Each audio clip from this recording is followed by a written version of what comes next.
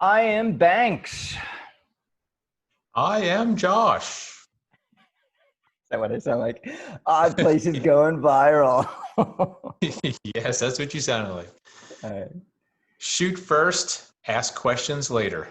Mhm. You don't Ouch. like that too much.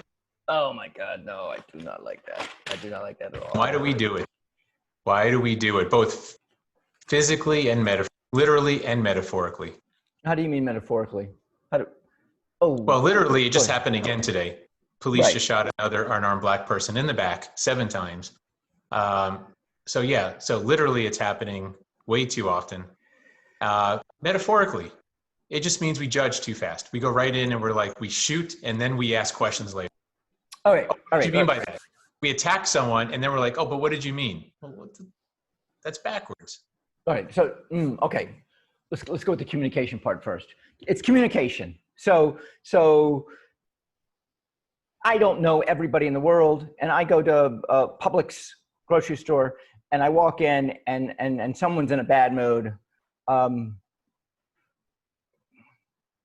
the nuance, I don't. That's not a very good idea. Not a very good analogy.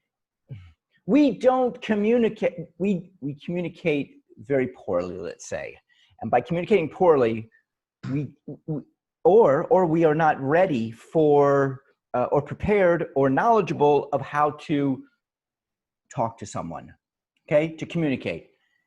Hey, what's the issue? If this is the issue, let's talk about it. What do you mean by this? Like what you and I do. You and I, if I don't know what you're talking about, it's like, okay, metaphorically, what are we talking about? Judging, jumping to judge. I can deal with that.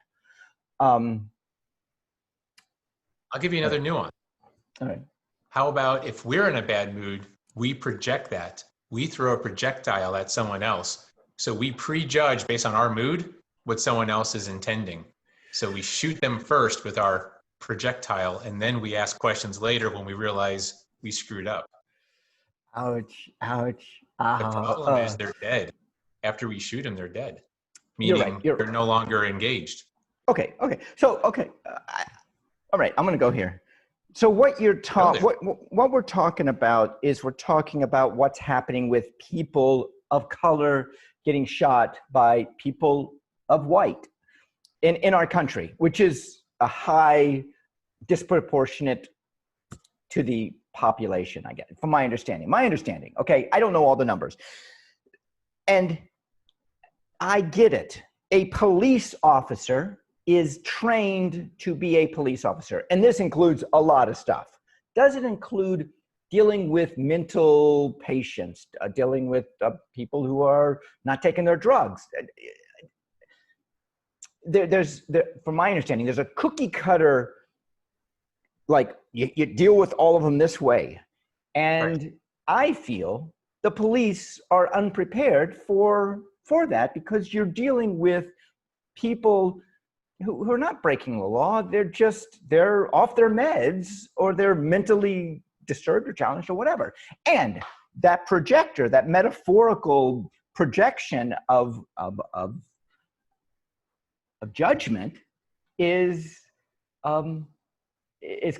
making it so that a bullet goes into it's killing people. Yeah. And you're right. It's not even just white versus black. It's position of authority, abusing that authority. So here's the thing. You're right. Let's say a police officer doesn't know how to handle a mentally ill person. That's fine. I mean, that's not okay, but let's just say that's the situation. Why shoot the person? Why is that the response? Why is the first response, I don't understand it, so I'm going to kill it? Okay. Because self-preservation.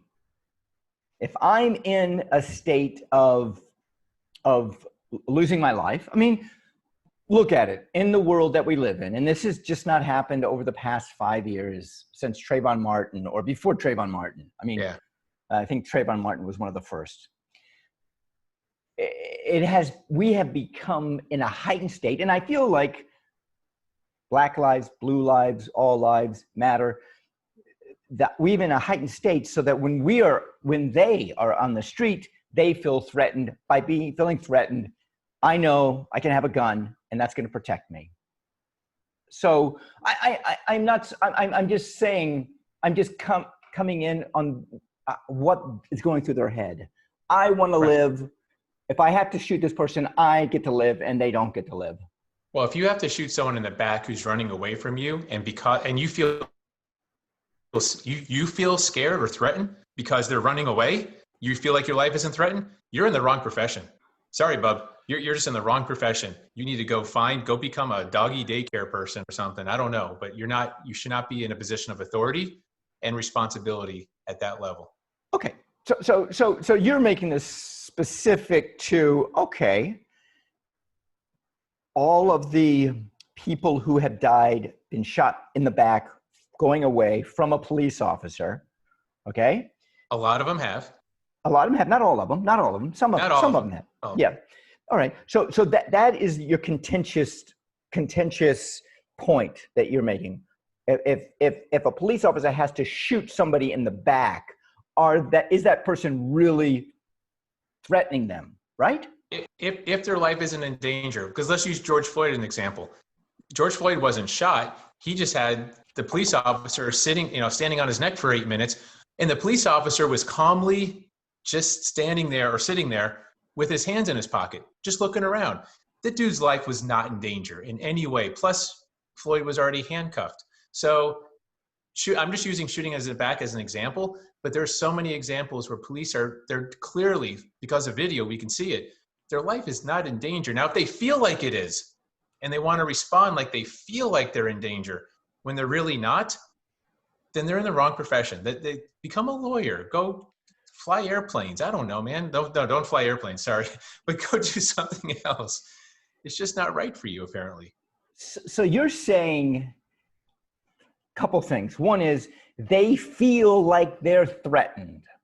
A police officer feel like, okay, I've never been a police officer. The closest that I've been to a police officer is my brother used to work for the sheriff's office, okay? And he does have a mentality of a police officer. And the last Zoom that my family got together and we spoke, one of my sisters said, hey, Dave, my brother, what is your view on this? And I ended up overhearing it. You're frozen, Josh. What happened to you? Where are you, Josh? You froze. Did I freeze too? Did I lose? Yeah, there you are. Yeah, Zoom is having some issues this week. Your connection is unstable. I'm trying to. So my point is, I'm not a police officer, so I don't know. All I know is that I have felt like I have my life was in danger. That's happened to me. I'm not a police officer, so I don't know. The point is, and that's one thing you're saying, they feel, the word is feel, that their life is threatened. Well, that's their claim now. That's their claim.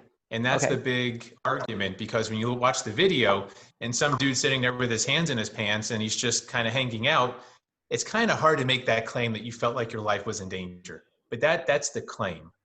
The action is one thing, and what you say is another. Integrity is skewed. There's okay, got it. The other thing you said was police feel and police power. So in the sense of power, there is power here, and there is a sense that humans, is it Maslow's hierarchy? We want money, we want sex, we want drugs, we want power is one of the high things. I think it's Maslow, I'm not sure. Power is what we want. I mean, when we get most of everything else, what do we want? I want to have power over you, or power. Got it. And there is I feel a drug. There's a drug to money. There's a drug to, that makes you want to have that, and to have the power to say, hey, you stop. And the person keeps walking away. No, you stop. And keep walking away. You better stop or I'm going to shoot you, as he's walking away. You get my point? So there is a power element in that. There is, but I think there's more of an incompetence element. When you don't have any other tools in your tool belt and all you have is a gun, if your only tool is a gun, everything's a target. That's very simple, right? If that's your only tool, if you don't know how to restrain someone properly, if you don't know how to talk someone down diplomatically.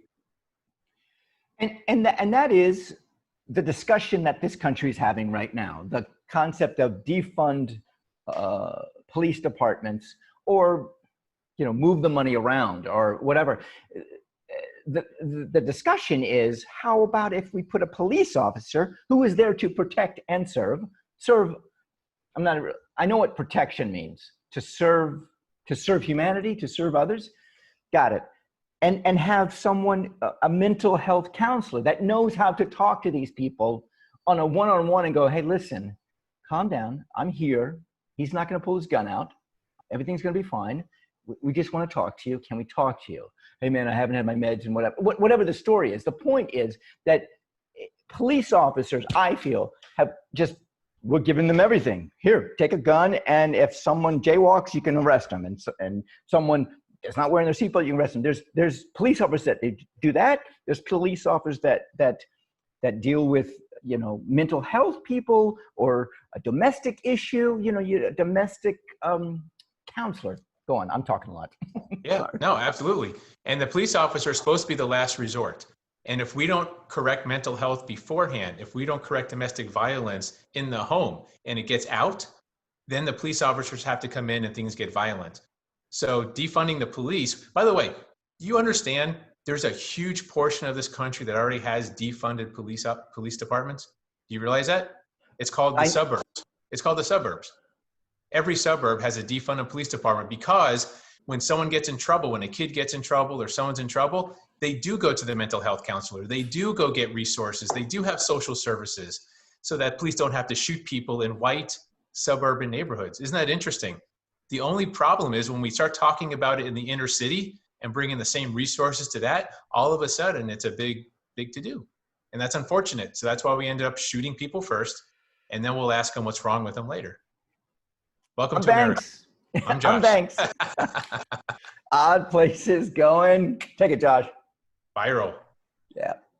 Yep.